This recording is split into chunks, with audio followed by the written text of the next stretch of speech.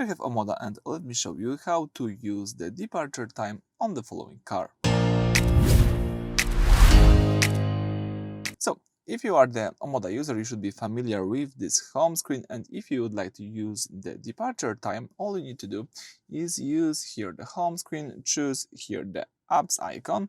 From the following view, all you need to do is find the new energy, so this green icon. Then you can use the left menu, select here other settings, and if you open the other settings, you should find the departure time, so the first option here.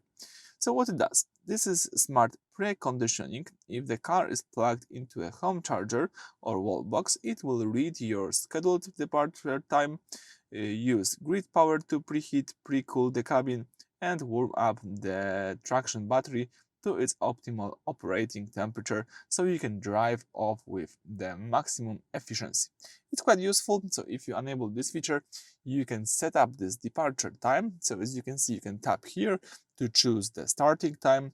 You can also do it repeatedly. You can choose in which days you would like to repeat it.